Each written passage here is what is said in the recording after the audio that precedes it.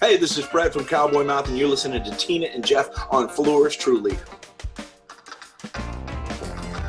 Good evening, beautiful people, and happy Tuesday. This is Tina with this week's episode of Fleurs Truly. Jeff is off this week, but I have a very special guest here with me tonight.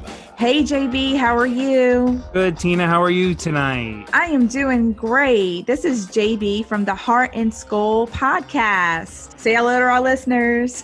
Hello, listeners. That's my Mike Wazowski from the Monsters, Inc. Laugh Floor intro. Well, thank you for joining me tonight on Fleurs Truly. Oh, it's a pleasure to be here. I'm glad you asked. I think this is going to be a lot of fun tonight. Yes. When do I not want to talk football? I mean, really. I could talk 24 hours a day football, probably even in my sleep. That's how I have most of my followers. It's a lot. Most of it is through football. So I get it. I totally get it. Yeah, and the cool thing about it is especially with me, because I realize I'm a very passionate Saints fan. You know that. My listeners know that. Mm-hmm. But I realize there's a life outside of football. So the cool thing is I have friends and followers that are all over the country that are fans of different teams. And it's cool to hear about where they live and what they do and the culture of their city. And then on game day, it's just like, yeah, it's that rivalry kicks in, but it's fun. It's really fun. And I've gotten to know some really great and meet some really amazing people. So that's the one thing that sports, it brings people together. And I love that. Absolutely love it. I agree. I mean, I'm like you with football. I mean, I get the Sunday ticket and I literally watch 8 games at a time on Sunday. And it's like a big tailgate party all day. I log into Twitter, watch the games, and you're talking to people all over the country, watching their teams. And if you do it the right way, it's fun. When it gets personal, that's the problem. People have to understand, like your sports, love your family and friends. And that's how I approach this now. It's good. Rivalries are fun. A little bit of jabbing back and forth is a good time, but don't get personal with it, because it's not personal. I tell people all the time, the guys on the field, they don't really know who you are. So don't make it personal. They're playing for themselves. Yeah, they're playing for the fans, but not you personally. Like there's no connection there personally. So be happy for them, be happy for your team, root for them, but don't take fandom to a personal level with other fans. It's just not worth it. Yeah, I've seen some crazy stuff. I live on social media. I mean, it's part of my job. It's part of what I do. Plus, being a fan and being on Twitter and Facebook and Instagram, I see a lot of different things. And it amazes me sometimes how far sometimes people will take it. And it's just, to me, it's like at the end of the day, it's just a game. Yeah, we want our team to win. We want them to do well. But I would never wish injury or, anything bad on another player or another fan, because those people, they have families, they have friends. That was one thing a couple of years ago on a fan site. They had a player's sister who was on there, and something was said about a play, and there was this big argument about it. And I was like, well, hey, this person's got a family and this person's on this site. Don't say things like that, because you're making it more personal. Everybody makes mistakes. I'm not going to sit there and judge somebody because, Lord knows I make mistakes every day in life. So yeah, it just so happens, you make a mistake on a football field, it can cost a game. But sometimes people take it too far, and it's fun. It's a fun game. For me, for football, the last 2 years has been a source of serenity for me. I lost my best friend. I lost my mom. So football on Sunday was 3.5 hours that I could go and watch a game and escape. And just get away from everything. Yep, that's what it should be. And it was fun. Now, this year, with our new normal and everything that's going on, there's a lot of uncertainty. So I'm trying to stay positive, but I'm also a realist. I understand. And I'm a Saints season ticket holder. So we got a little bit of news this past week that there is an opt-out option for 2020 season. The Saints are giving their season ticket holders that you can either request a refund or get a credit for next year. I opted out. So that was a little weird, I'm going to say, to think that I'm not going to be in the Dome this year, but I know it's really for the best. And honestly, with the way things going, it's probably going to be a limited fans, if any, in the stands. And I think we're up at, want to say 7 teams now that have given that option. Yeah, I think you're right, Dan. It's definitely, it's at least 6. It could be up to 7, but it's at least 6. So yeah, that's gonna be weird to see that, whether that happens. Now, I don't know if you're aware what they were doing here, and I think it's actually league wide that the first 8 rows in the lower section, the lower plaza section, were going to be tarped off. So fans that sat in that seat normally were not going to be allowed to. And for the dome, for the Superdome with Saints, that's like 6,000 seats. 6,000 fans won't be in that seat, and they're trying to relocate them. So that was one safety measure they had already put in place.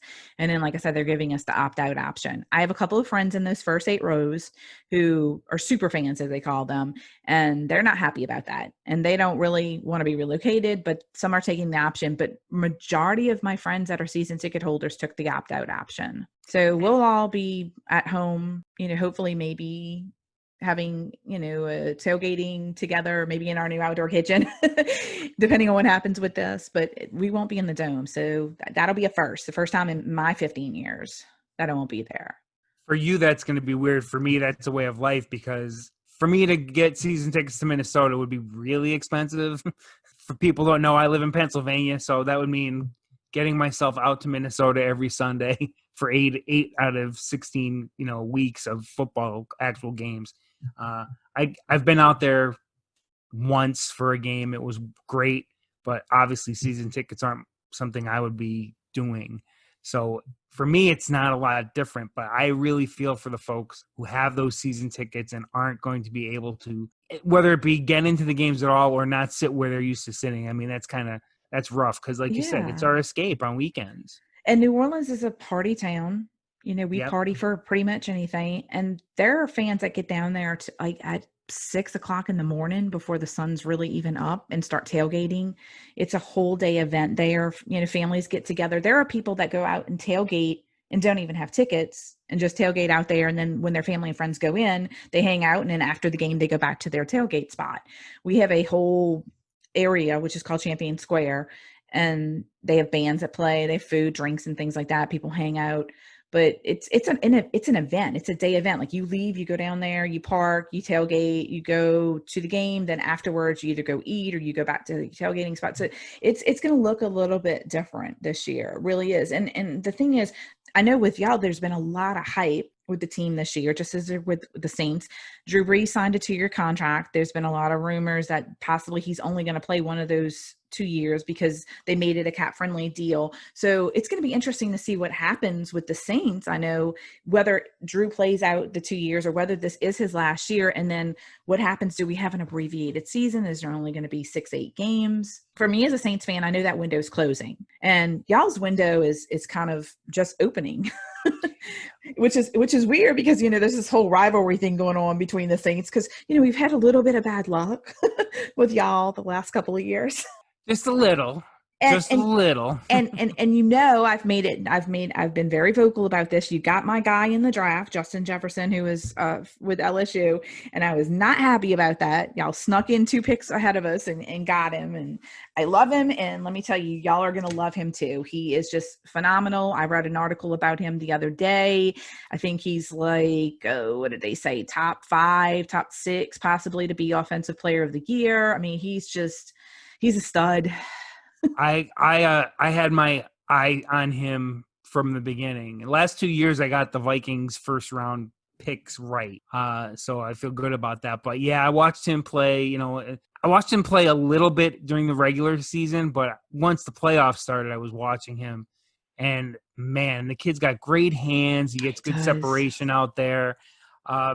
People said he's not Stephon Diggs. It's like, no, he's not Stephon Diggs. But we didn't know what Stephon Diggs was when we drafted him either. I mean, let's give the kid a chance.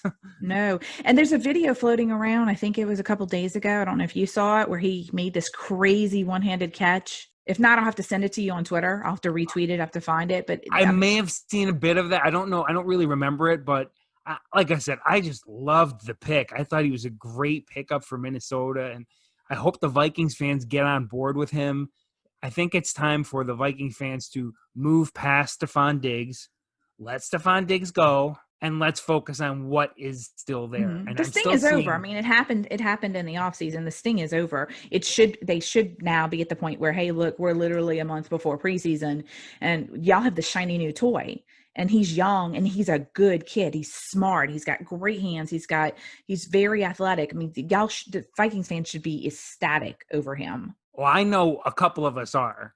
There's another guy I follow out on Twitter, and he's from Louisiana, and he's so excited that we got Jefferson. We talk about it all the time. We were the two guys who were on the Jefferson bandwagon. We were actually on the Jefferson Starship, let's put it that way. And we thought he would be a really good pickup, and I'm really looking forward to seeing how he works with Kirk. Yeah, it's going to be fun to watch. I'm going to have to – I watch the games in general. Now, if y'all are playing the same time the Saints are playing, obviously, the Saints. Right. But I do try to catch up. And there's certain players that I keep like on my little checklist, so to speak, that got drafted that I want to see how they're doing. And he's one of them. I loved him at LSU. He did great this year. The first year he was good the first year here. And then the second year he really improved. And he's going to be a beast. I really do. I think you're going to see him this year do really well and improve. Kind of like Mike Thomas when we drafted Mike Thomas. He did really good the first year, and then the second year he just turned it up a notch. So y'all have got something. Y'all have a great weapon. I think all he needs to do is get that the confidence going with Kirk, which is hard to do right now. I mean, he might be a little bit behind on the curve because of the current world situation, but I can see this kid really shining in Minnesota. And I think he can replace Stephon Diggs. I think he's got that kind of potential to where we forget that, we do move past Diggs and we focus on Jefferson, Thielen. We got Irv Smith Jr., who was a really good draft pick last year. And Kyle Rudolph is still there, and he's a good mentor for Irv. So I like the receiving core in Minnesota. And, BC Johnson, who was a 7th-round pick, had 300 yards and 30 catches last year. And he's a nice extra receiver to have. I'm pretty happy with what they have out there right now. I'm not missing Diggs all that much right now. Well, I'm not, for obvious reasons. Yeah. Because I still remember 2 seasons ago.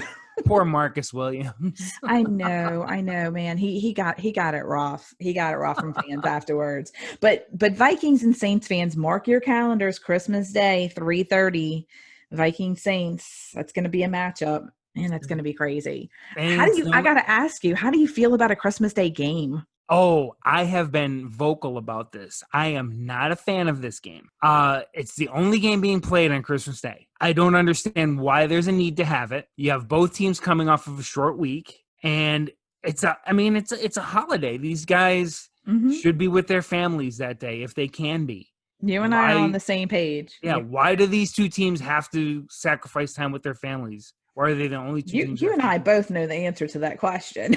Yeah, I know.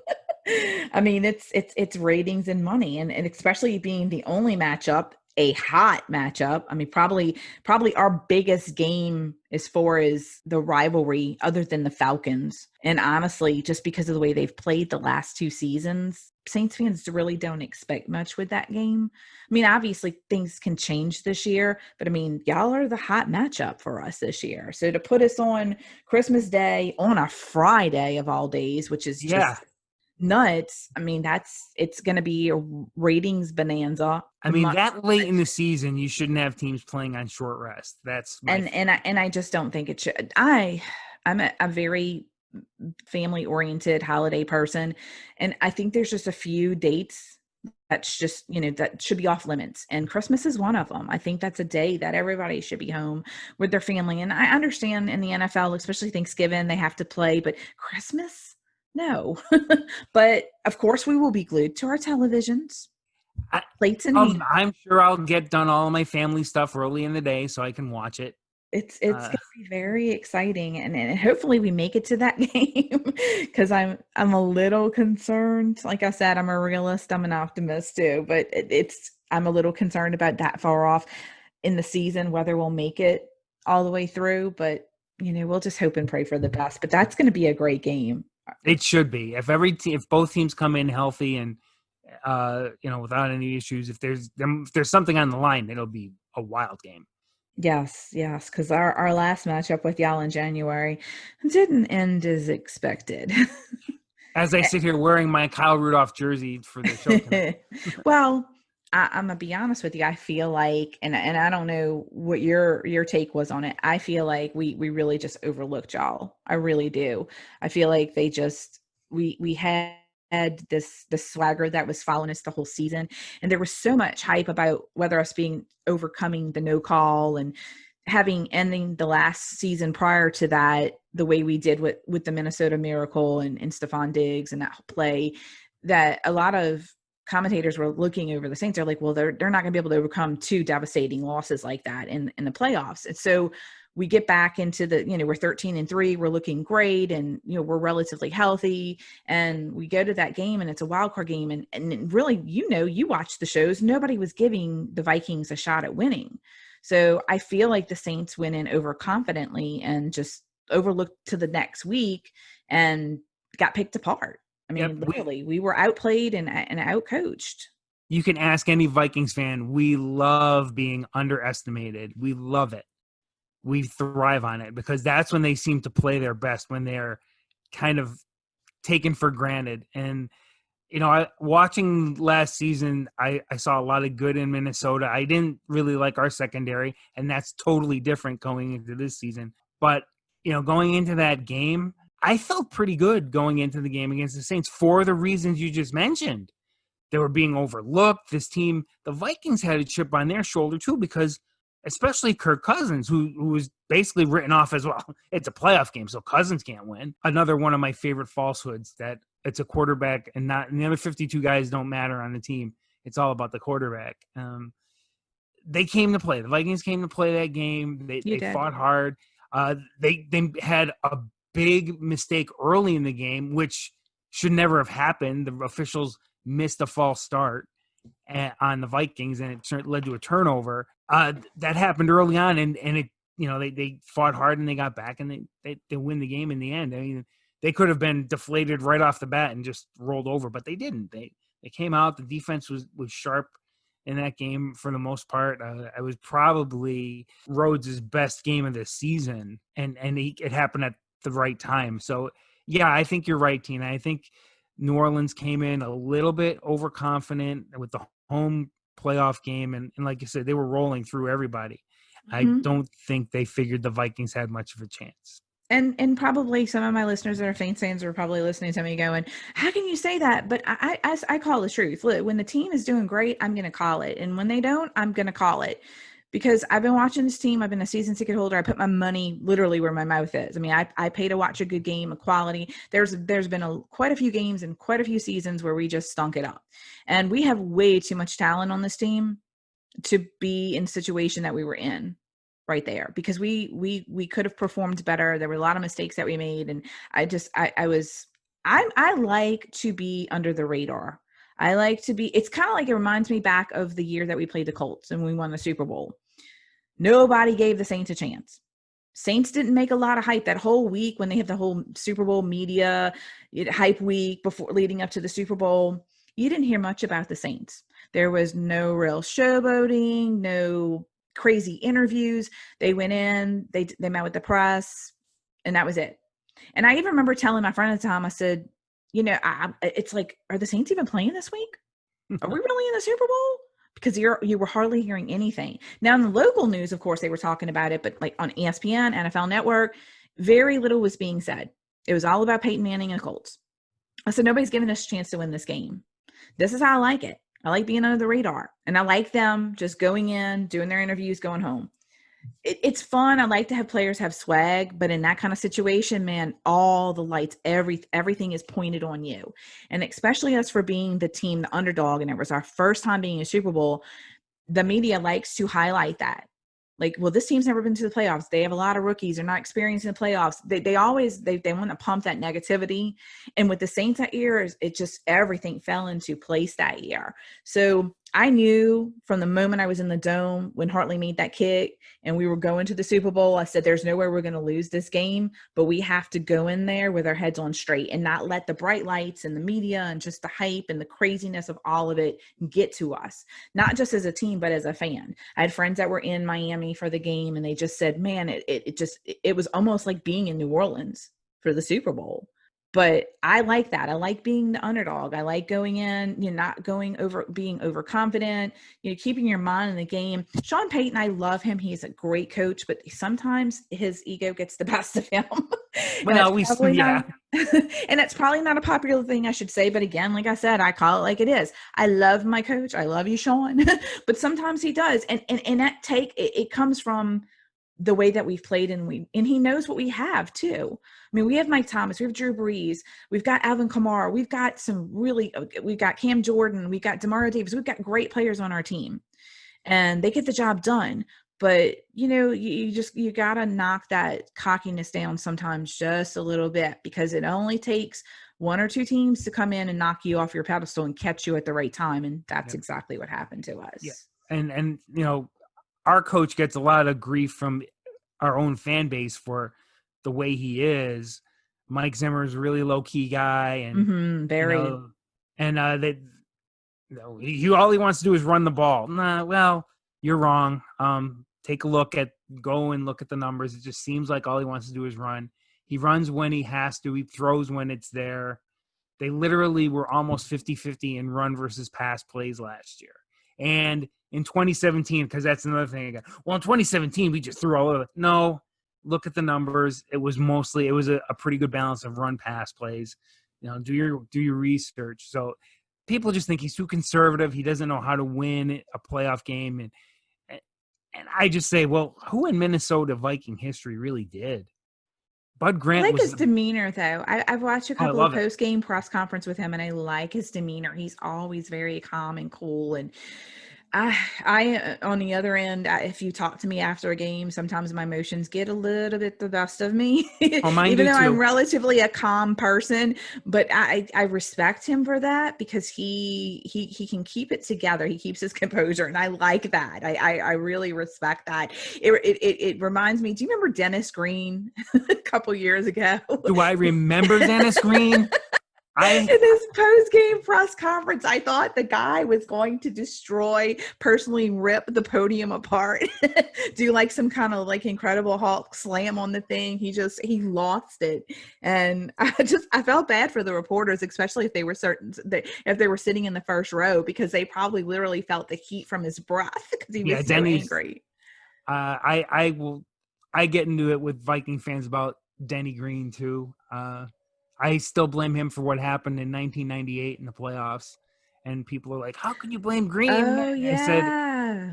I said, please don't ask, because I will literally tell you what went wrong, and I will make you sit here for the next 15 to 20 minutes while I explain what happened in that final. I don't like to talk about it. And, God rest his soul, he had a lot of passion, but I don't think he was a great coach. I think that 98 team was just that good. That offense was ridiculously good. Mm-hmm. And they couldn't help but win games. Yeah. And I think every team has that one year you look at, like for us, I think it's the 2011 Saints. We were unstoppable that year. It still kills me thinking about it. Honestly, almost as much as the no call game against the Rams, but that was not something of our fault. But 2011 just, we had the team, we had the talent on both sides. We were balanced that year. Everything was going right. Pierre Thomas gets hit and gets knocked out of the game. And then just Vernon Davis at the end, he killed us. He crushed us. I mean, I will always forever remember that game, because that, to me, honestly should have been our second Super Bowl ring. And that's my year for me, is 2011. Like you said, 96 is for you. Yeah, the 98 season was for me. And then as my 1B, and I have to go to this season, the 2009 season. Mm-hmm. And that to me was almost as magical as 1998, because that was another one of those Viking teams that people didn't really think much of. And then out of nowhere, something I called happening. Number 4 decides he's going to come to Minnesota and play for a season. And all of a sudden, eyebrows get raised. Like, oh, he's old. He's beyond his years. He's not going to help. But Brett Favre made that team go. He made Sidney Rice a lot of money, because Sidney Rice wasn't a great receiver, but Brett Favre made him one. That team I just thought was a really special team. And I felt that was going to be my Super Bowl team after the 98. I said, nope, we're going to the Super Bowl. This is it. I feel it. And had we been able to count to 11 after a timeout, it may very well have been that season, but it didn't go that way. And a lot of people know, we know the history of that game, the Bounty Gate. And I don't even talk about Bounty Gate. I just think we didn't win the game because we couldn't count to 11. We didn't win the game because the rules at the time, we didn't get the ball back. We couldn't stop New Orleans from kicking a field goal. You know, in today's game, the Vikings get a chance to at least tie it there, but the rules were the rules. You've got to keep them from scoring. I mean, I thought that team really had a solid chance at the Super Bowl. I truly did. That's what a lot of people bring up about the Saints and about the 2018 NFC Championship game. And the thing is, yeah, Drew threw an interception. We were in overtime, but it would have never came to that if pass interference would have been called. You know, that the game would have been over before that. So a lot of people bring that up, but yeah, we did go into overtime, and yes, we lost, but it would have never gotten to that point because of what happened with that play. That one play changed everything and essentially changed the league because they changed the rule. Of course, now they changed it back. I feel like they did that just to appease us, you know, shut us up for a season, and they changed it back. But then the funny thing is that I noticed on social media, a lot of fans of other teams, the same thing started happening to their team. And then they were like, well, wait, you know, we lost. I think it happened with the Lions last season. I saw a bunch of Lions fans online were talking about it. I didn't see the game, but I saw the replay with the play, and they said, this caused us to lose the game. Now you know what we've been talking about. And officiating's been had an issue with the NFL for years. Yeah, and it's been bad lately. I advocate for the amount of money that they make. These positions need to be full time. There's absolutely no reason for it. It is so crucial and so important. Have them train and be educated on the game all year round, just like you and I do our jobs every day. They need to be full-time refs. They don't need to be lawyers or doctors or accountants on the side. They make enough money with the NFL, make it their full-time job so that we don't keep having these mistakes consistently. Because I've seen it happen with Green Bay. I've seen it happen with the Vikings. I've seen it happen personally with the Saints. You know, enough is enough. As a season ticket holder, I don't spend $3,000 a year on my tickets to sit there and watch that happen and leave knowing, you know, my team did what they needed to do and that call wasn't made. And I can't imagine for other fans, as they start to see this happen more and more, you know, how they feel. They understand where we come from. But then again, you know, what can we do? You know, we're sitting on the other side. The powers that be that are in charge can make this decision and say, hey, look, we're going to hire full-time refs. We're going to put them in training when the season is off, make sure they understand what a catch is. Well, what is the catch? The catch rule, I mean, I have said it should be very simple. 2 hands, 2 feet, that's it. You control it, you get both feet down, that's a catch. After that, none of this. It has to control it to the ground. It's not that complicated. They've been 2 playing hands, this game for how many? Let's see. The Saints have been since '67. The Vikings since 60, 61. Okay, yeah. Well, yeah, 61, and there's been teams before that. Yeah, it's not that difficult. But they keep changing it. They, you know, too many rules. Just play the game. He has to be able to break dance after he catches it. You know, these things he has to be able to do. No, 2 hands, 2 feet. Yeah, because the I'm sorry's and we made a mistake after the fact, it doesn't change the game, and all it does is just get the fans even more angry. And again, like you and I said before, you and I get it at the end of the day, but most of the masses do not. No. And they get angry and they carry it with them for a while, and then they bring it to work and then they bring it home. I've seen that happen with friends of mine. I have to calm them down, like, hey, it's just a game. I'm upset too. I'm really angry, but it's just a game. I think as you get older, you kind of get that though. Because I'm going to, in 98, I was still a younger guy then. And I had 5 guys I worked with, Minnesota fans in Pennsylvania, which was rare. And we had talked about, one guy had all the plans made for where hotel rooms and flights. And we didn't talk to each other for a week, literally not talking for a week after the NFC Championship game.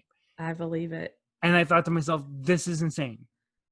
Heck, It's not the beginning. some of my friends and I don't talk after games. We used to have this rule where we just didn't speak about football at all for like a day, and then after the 24-hour rule. But then sometimes we just get angry at each other because like I said, I call it like it is. They don't want to hear it. They got the blinders on, the black and gold blinders, and they're like, black and gold glasses, and they're like, hey, well, no, this happened and that happened. No, we lost the game because we didn't play well enough. We were outcoached. So-and-so didn't catch the ball and should have. Here you're paying all this money. Run the right route. Yeah. Don't call a timeout. It's just little factors like that. So they get aggravated with me. But man, I call it like I see it. And I feel like I think it's the older I get too, because when I was growing up as a Saints fan, my dad was retired when I was younger, and that's what we did on Sundays. We watched Saints games. And then when I got older, and he passed away, I still watch Saints games. And then I said, one day I'm going to become a season ticket holder. And then Katrina happened. And I said, I don't want my team to leave. I want to support them. So we got season tickets that year, and we've had them ever since. And I show up and I'm there. I don't leave early. That's one thing that always aggravates me. There's been times when the team was getting blown out, they'd start chanting LSU, which used to drive me insane, or they'd leave before the game was over.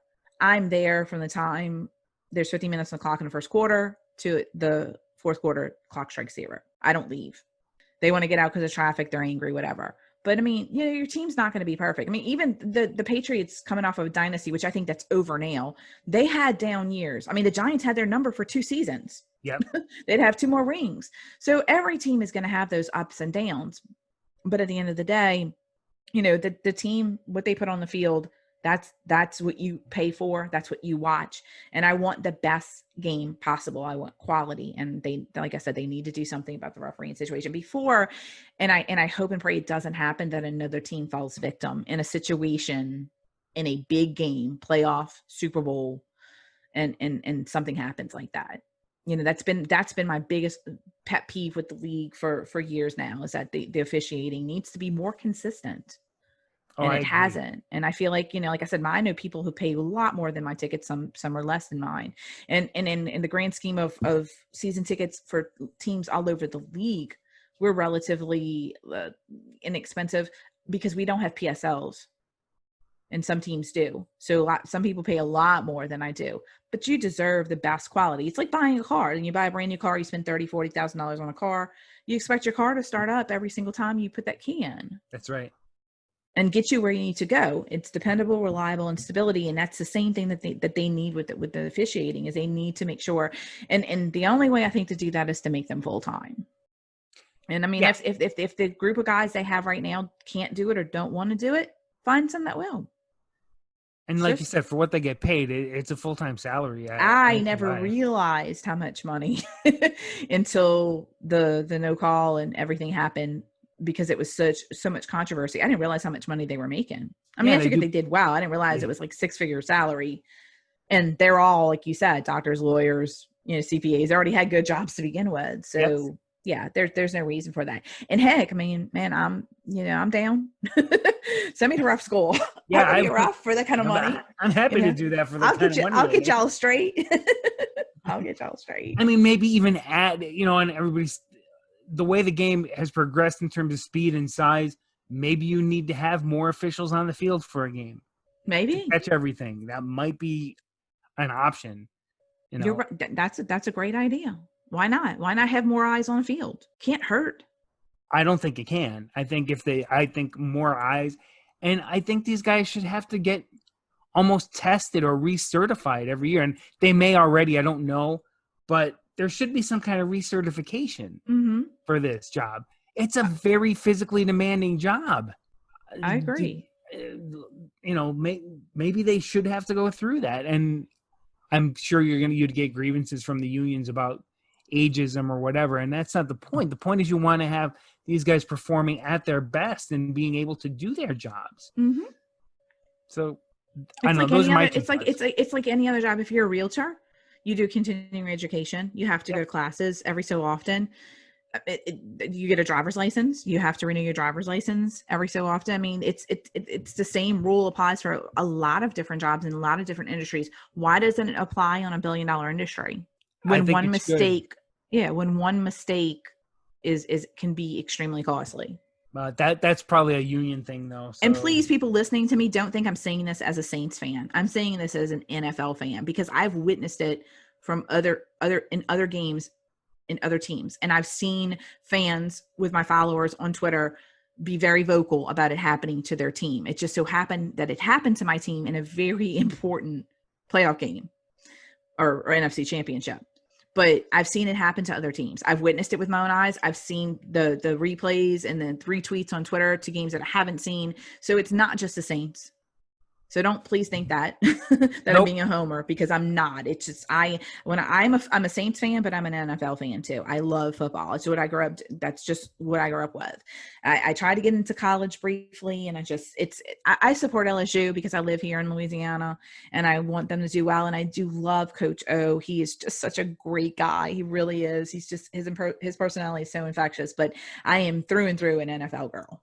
And I always will be. And honestly, I just don't have enough strength and heart to support another team like I do the Saints, because they've drugged me through the mud enough that I don't think I can do it. So yeah, I support my Tigers. Go Tigers! But I mean, I'm not like I don't watch every single game like glued to the television like I am with the Saints.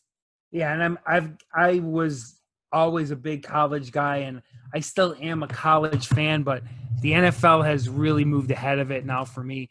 And I think a lot of that is because it's so much easier to watch the NFL, to catch all the games. There's so many college games. You can't keep up with all of it. But like I told you, I get the Sunday ticket. Mm-hmm. I watch 8 games at once. My kids will be here and that, Dad, how can you watch 8 games at one time? And I said, because I'm paying for 8 games. It's multitasking. Yeah. I said, I paid for all the games. I'm watching all the games. And you're right. It is. It's multitasking. It's trying to, I want to do this kind of stuff as well as I can when I get to ask to be on a podcast, or even for my own podcast. So to me, it's education about what's happening around the league to be able to see all the games at once. The Vikings are the one I have the sound on for. Right. But I'm watching all the games. But again, like I said, because you don't know at some point if something that happened in another game will affect you. It also, depending on what your schedule, who you're playing the following week, you always kind of want to scout out the opponent and see how they're playing, what kind of injuries happen. I mean, that's how I feel. It's kind of like doing my research for the podcast. Like whenever we have events going on in New Orleans, if it's not something I'm familiar with, because yes, things do happen here, then I can't be everywhere in New Orleans at all the time. There's new festivals popping up every year. So I kind of do my little research to kind of get familiar with them and see what's up and see what's going on. And that way I'm able to talk to my listeners and everybody about it, because I want to be as informed as possible. So like, especially with football, you research your opponents. You want to know what's going on. And if you play fantasy football like I do too, of course you get a little bit more invested in it. Yeah. And I did that for a lot of years. And that was another reason for having the ticket and watching all the games at once. You're right.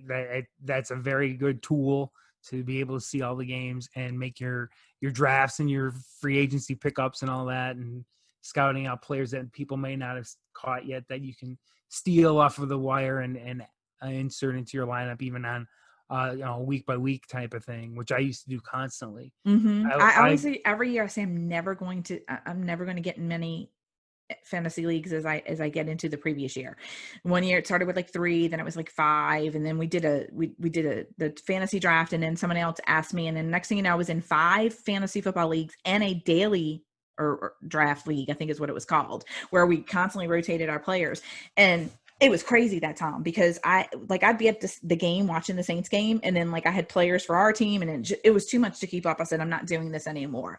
So I have one little group with a Saints group that we play, and then I have like my fans, and we're in our like national group, I guess you can say, with fans all over the country, and we have that league, and then I have another little league that I do. And I said, okay, if I do all three of these this year, that's it. I'm saying I have to learn to say no. It's fun. I don't play for money. We basically just play for bragging rights, but it just gets to be too confusing, especially when I'm trying to pull for my team. I got players on one team, and then I'm thinking, oh, I'm in first place in this league, and I got this player, and he just scored 2 touchdowns in this game. Oh wait, no, that's the other league. It's too much, way too much. It gets too confusing. It was, and we only played for Pop-Tarts, and people got cutthroat, and that was another reason.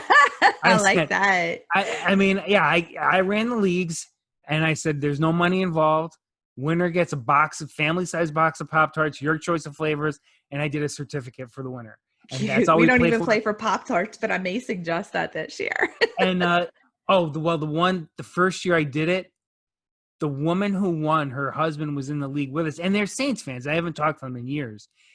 And what she did, she ate the Pop-Tarts and left the empty box on her dresser in the bedroom for him to see, because she won the league.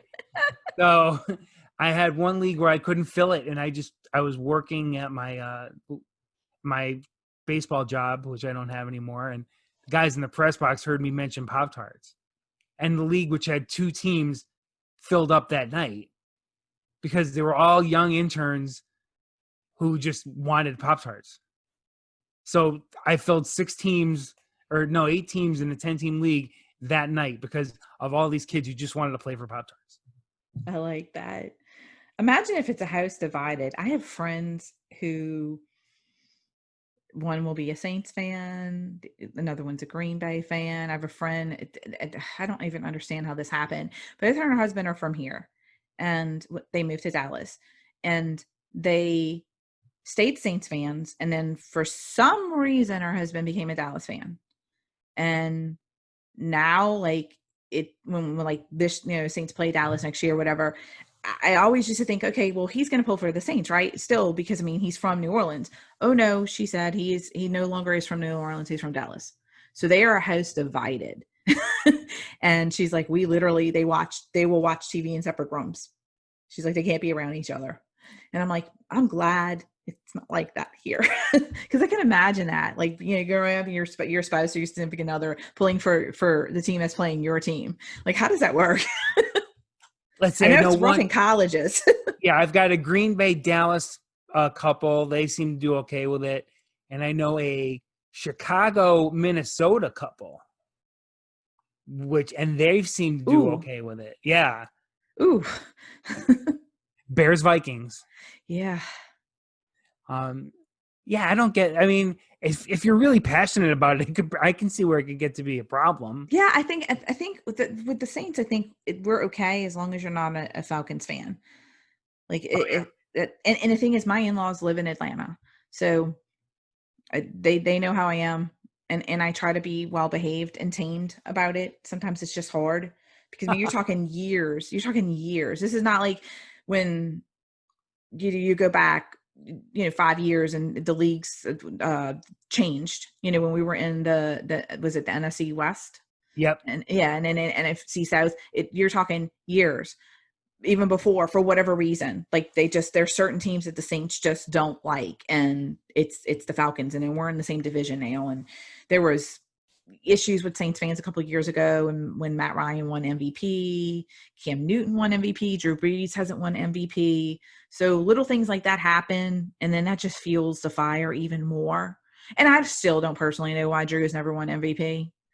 I mean, he's broken every record known to man in the NFL, and if he hasn't, he's about ready to. So, and he's a great guy on and off the field. So I don't understand why these guys aren't voting for him to win, but Matt Ryan, like I said, won. Cam Newton won. So you got these 2 teams that are our rivals in our division, and you hear all the hypes of the quarterback, their MVP, and then Saints come around. And it's like, well, we have the better record. We won more games, and then we're still sitting there. So that fuels their fire even more. And was it like last year when they were talking about award season and breaking records and stats and things like that? And I said, if this year the ESPYs come and the Saints are, and obviously because of COVID, you saw how the ESPYs were this year. So I think we gotta pass this year. But if next year, if we do really well and Mike Thomas breaks a bunch of records and racks up a bunch of yards and he doesn't get something, that'll fuel the fire even more. If it's somebody that plays, for one of our rivals, it's just crazy. At the end of the day, they just take it so far. They really do. Yeah, I love my team. I honestly, I never got into the, our individual guy was better than your individual guy thing. I think it's great for the players who get the individual awards, but for me, it's like, I'm not going to throw up an MVP award in your face if my team isn't as good as yours record-wise, or if my team, the Vikings haven't won a Super Bowl. I don't even have that one I can use. I get it thrown at me all the time, which is fine as long as your team has one. That's fine. But for me, it's all the team sport. It's all about the team. It is. The old saying is there's no I in team. There's no I in team. I mean, for many years, we didn't have a lot of offensive weapons. Drew was thrown out there to nobodies and made him look good. I mean, look at Jimmy Graham. We talk about this a lot here in New Orleans with Jimmy Graham and how productive he's been since he left the Saints. I mean, he was great here. And I think if he'd have stayed here, he'd still be doing well. And he's been, what is he now on his third team since he left? And yeah, I think it's 3 now, right? Yeah. And Seahawks, Packers, the Bears now, right? So, I mean, he has not really been very productive since he left here, but here he did really, really, it's like Marcus Colston. Marcus Colston was a 7th round draft pick. Nobody knew who he was, and he was putting up phenomenal numbers. And a lot of people still, now he's retired, but I mean, a lot of, in New Orleans, everybody loves Marcus Colston. Great guy on and off the field. His nickname was called the Quiet Storm because you never heard from him. I mean, he went out and produced every week. People around the league didn't know who he was. And again, 7th round draft pick from Hofstra. I mean, we find those hidden gems and really make something with it because we have Drew Brees. And that's, that says everything right there. When you've got a quarterback like him, he makes the guys around him look good. Yep. And we've been very fortunate with that. We were fortunate to get Teddy. And I don't know how you feel. I mean, because he was y'all's quarterback. I remember when that injury happened, I loved Teddy. And I remember reading online when the injury happened, they never thought he was going to play football again. And he comes back, we sign him, great guy, fits in like a puzzle piece in New Orleans, and thought he, would have stayed here. And then of course Drew didn't retire and he re-signed, and now he's moved on. But he's going to be great to watch. And I hate that he's in my division. Yeah, I loved Teddy. I liked his leadership qualities. I don't think he wasn't going to put up the big numbers as a quarterback. Just liked him a lot. And I think the team rallied around him. And then, like you said, he has that devastating injury. And again, all the Viking fans coming out of the wood, we should have kept Teddy. We're never going to be any good. And I said, they couldn't keep Teddy because nobody knew if Teddy was going to be able to do this at this level again. That was too much money to waste or possibly waste on a guy who you didn't know he was going to play. And everybody is thrilled that he's back and he's playing, and now he's going to be starter in Carolina. Good for him. But again, people have to understand that injury, in all honesty, he should not have been able to come back from it, but he did. Yeah. Against all odds, he fought back. Yeah. It's like when Drew, with the San Diego and Miami situation, Nick Saban at the time, for whatever reason, passed on Drew, which was our benefit. I mean, their loss. We signed him. But I mean, a lot of people back then, Drew Brees, he's not going to come back from that injury. Great doctor and Dr. Andrews, miracle worker. Drew comes back better and stronger than ever. We lucked out. Miami passed on him for whatever reason. And then he's been here since the 2006 season. And realistically, people don't come back from that injury. There's a lot of different, I say this, football is as much a physical sport as it is mental. There's been players that have been hurt and their injuries haven't even been that substantial, and they can't get that out of their head. It's hard to come back from it. They have that fear of just getting hit again and getting hurt. So, I know this from being friends with players through the years. Your head's got to be in the game. It's 100% physical, 100% mental. You got to be there. So if you know that something's, like, you hear injury reports, so-and-so, was playing injured, and you could tell like this happened with Kamara, and all last season he was playing hurt, and you didn't see that fire and the passion in him on the sidelines, and that spark wasn't there. That burst wasn't there on the field. It's because he was playing hurt. He had 3 different injuries. And that's in their head, and it's hard. I know, like when I don't feel good, you're sitting at work, you're doing something, you got a headache or whatever, you don't feel great, and you're just not 100%. Imagine if you had to go on a football field in a physical game and perform. It's hard. It's really hard. I give these guys so much credit. People just don't realize how much they put into it, because they may not be playing a game, but it's a year-round job. They have to train, prepare their bodies mentally and physically, especially if they're coming off of injuries and rehabbing. I'm going to be very intrigued and interested in seeing what happens with Cam Newton this season in New England, because he looks great from everything I've seen and everything we've heard, but we're going to see how that translates to him with a new team and a new system and him being on the field. Because he's a tough guy. He's played hurt. It's going to be a lot of fun to watch the dynamic between him and Bill Belichick. Yes, that too. That's actually what I am really looking forward to seeing, how he and Bill Belichick get along. The first time he wears a crazy outfit for a presser will be enough for me. I don't know if you see my weekly thing. It's called The Curious Case of Clam's Clothes. I do this every Sunday or every Monday after his press conference. I post his outfit and get everybody's thoughts. I've done it for 2 or 3 seasons now, and I love it because his outfits are so eccentric, and just listening to him, he's fun. He's just out there, and he just does not care. He is himself. But there's been a couple pictures that have surfaced on social media in the last week, and he looks great. I mean, he really looks great. You could tell he's been working out. It's going to be fun to see him, what he's able to do. The NFC South, man, we are tough this year. We've got Teddy, we got Mr. Brady, which I'm not even going to get into that because I know how you feel about him. But the NFC South is shaping up to be really tough division this year. We quarterback shuffle and what's going to happen, and just I'm ready. I don't know about you, but I'm ready for football.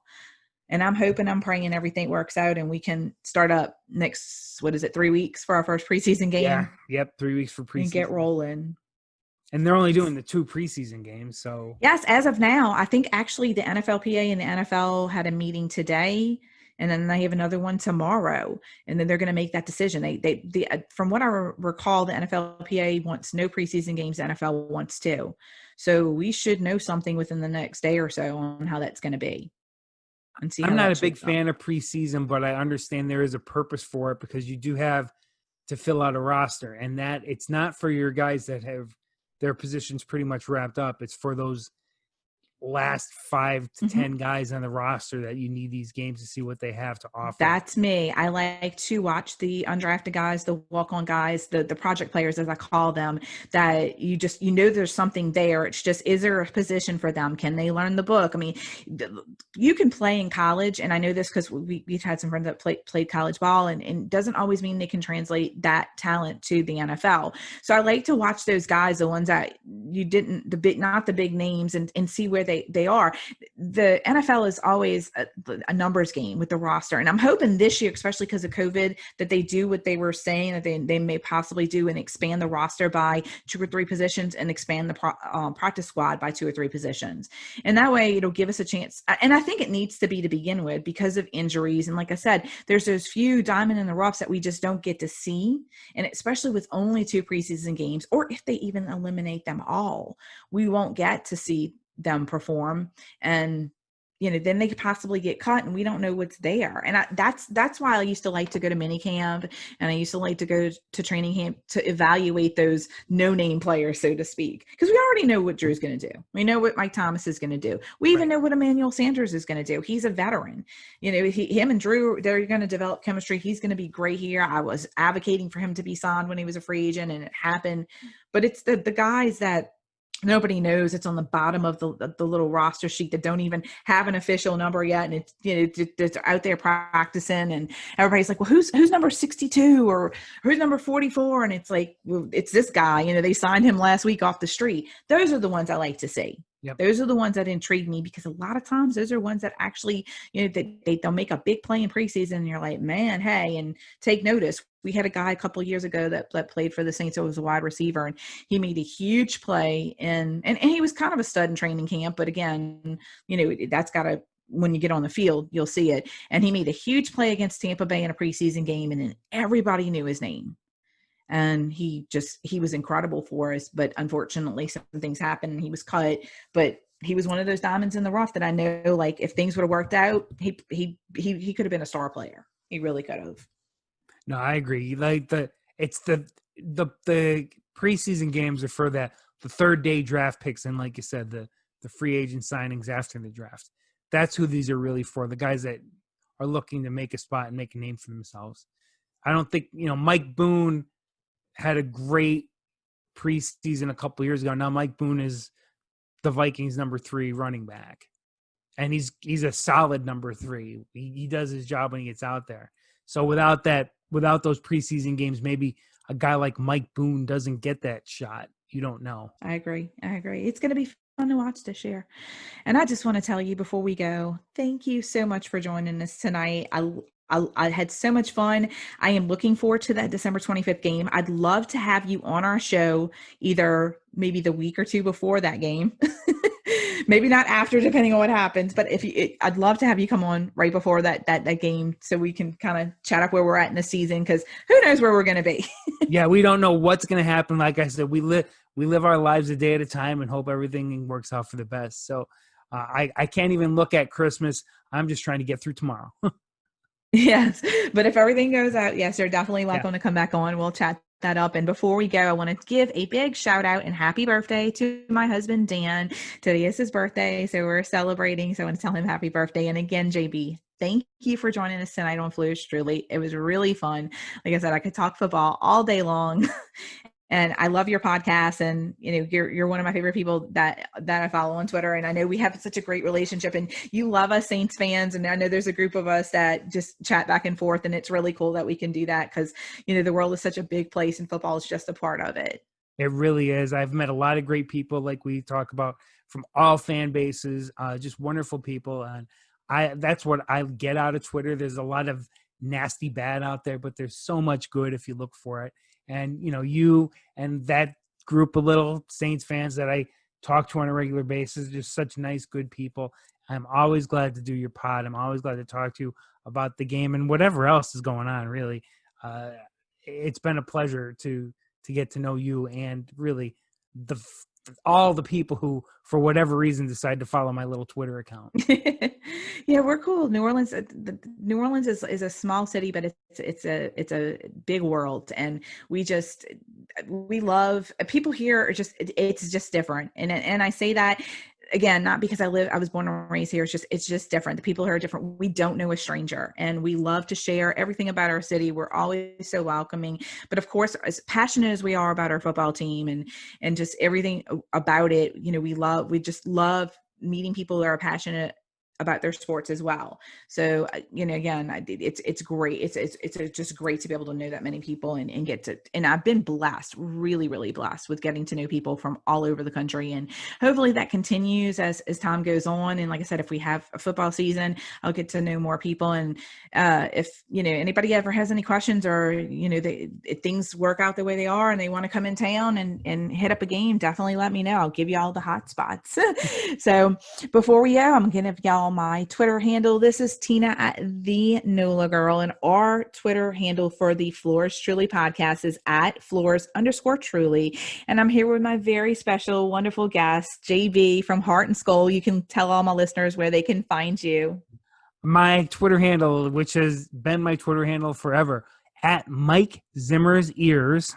And you can find me on Instagram, JohnnyB0104. I'm there too. Most of that stuff is my dog. So if you like dog pictures, you'll see a lot of pictures of my dog. That's great. I mean, follow Heart and Skull at Heart and Skull for the podcast group, and follow my partner, A-Marie, at part_time_bro. She's a great follow as well. She's got a lot of good things going on too. We are glad to support all of our Jim Jax Media people. I'm thrilled to be asked to do this tonight. I had a lot of fun. I will definitely come back anytime you want. And please tell Dan happy birthday. I will. And for all our listeners, Jeff will be back next week. So I hope everyone has a wonderful night and a great week. And we will see you next week on Fleurs Truly.